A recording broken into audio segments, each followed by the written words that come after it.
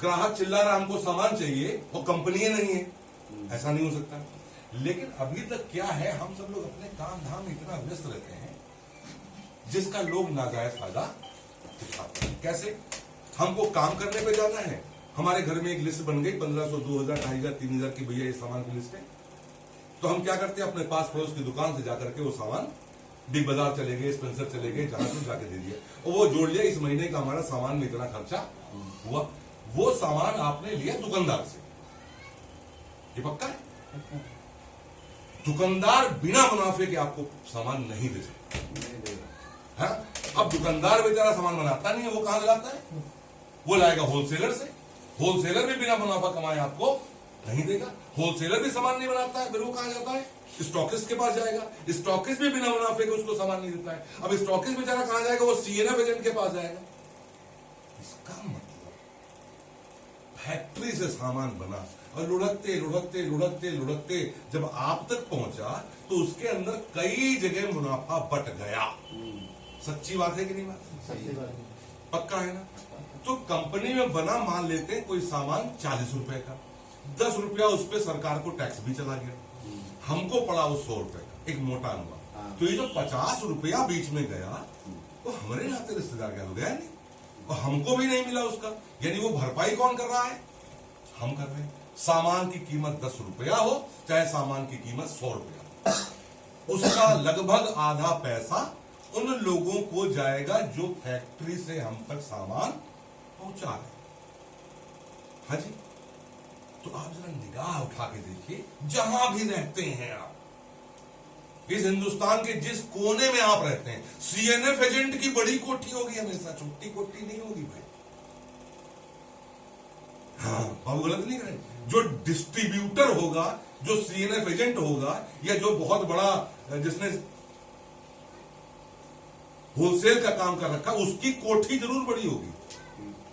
क्यों कोठी बड़ी? कोई पाइप पड़ा हुआ था, इधर तो सामान चाहिए चाहिए, इधर से चूसक के अंदर लगा हुआ है। अब वो जिस पाइप से आ रहा है, यहां सब खींचे पड़े हैं, हमको मंजन चाहिए, हमको ब्रश चाहिए, हर महीने चाहिए, वो आराम से लगा के बैठे हैं।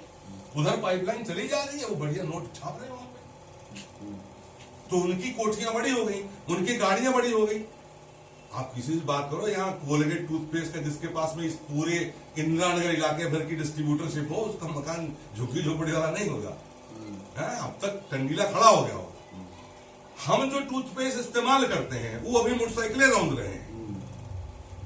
तो ये सच्चाई सामने आई। तो एक इंसान जो 65,000 करोड़ के बिजनेस का मालिक है, मोदी जेरोक्स का नाम सुना होगा आपने, मोदी कॉन्टिनेंटल टायर का नाम सुना होगा, इंडोफिल फर्टिलाइजर का नाम सुना होगा, मोदी नगर का नाम सुना होगा। ये एक घराना है हिंदुस्तान का जो 65,000 करोड़ का व्यवसाय करता है।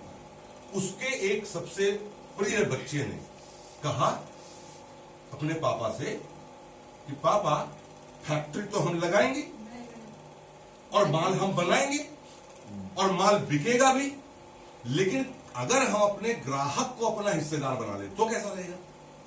उनके पिताजी ने बोला, तुमको ख्याल आया कहां से? तो बोला, ख्याल यूं आया कि जब हम छोटे से बड़े हो रहे थे, हमको कोई भी चीज किसी को हमने खरीदते खरीदते देखा तो अपने यार दोस्तों से पूछता जरूर है, और जितनी ताकत इसमें होती उतनी ताकत किसी और चीज में होती नहीं है। अमिताभ बच्चन अगर टीवी पे कहें कि कोका कोला पीने से सेहत अच्छी होती है, लेकिन हमारे दोस्त ने अगर कहा कि भैया हमने पी थी, इससे अच्छी नहीं और खराब हो गई, तो अमिताभ बच्चन चाहे इतना चिल्लाते रहे, आप कोका कोला नहीं पिए। बात समझिए।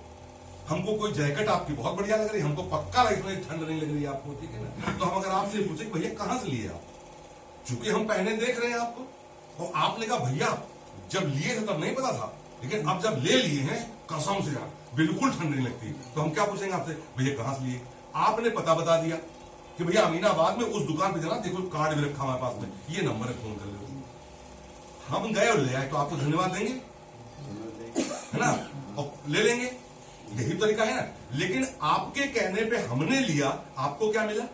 कुछ नहीं, मुनाफा कुछ नहीं मिला। तो वही कहा, पापा हमने ये देखा कि लोग एक दूसरे के लिए अच्छा सोचते हैं, और जब लोग आपस में बैठते हैं ऐसे कमरों में, तो जो बात करते हैं उस बात में बहुत ज्यादा सच्चाई होती है।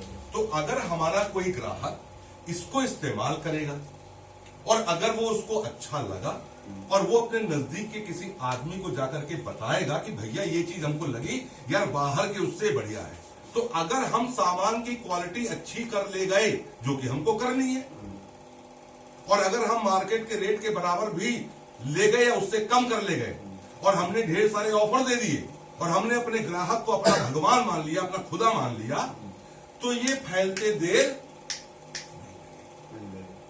तो उनके पिता ने पूछा फिर तू करना क्या चाह रहे हो? बोले देखिए आप फैक्ट्री लगाते हो इन बीच के लोगों की वजह से नहीं, सच्ची में आप फैक्ट्री लगाते हो ग्राहक की वजह से।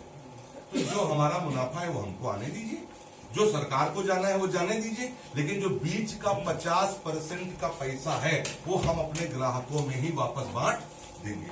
जो जितना ज्यादा इसका प्रचार प्रसार कर लेगा, और उसका बही खाता हम अपने सुपर कंप्यूटर में नोट कर लेंगे।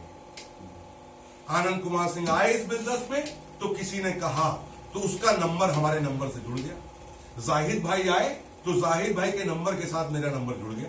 उसके बाद जाहिद भाई आगे लोगों को बता रहे हैं तो उनका नाम के साथ जाहिद भाई का नंबर जुड़ गया, और ये सब सुपर कंप्यूटर पे स्टोर हो गया, जिसकी जिम्मेदारी उन्होंने ले ली। उसी के हिसाब से जिसका जितना बड़ा बिजनेस, उसी के हिसाब से ग्राहक को मुनाफा। अब इसको ऐसे समझिए, कई साल और आगे आने वाली जिंदगी की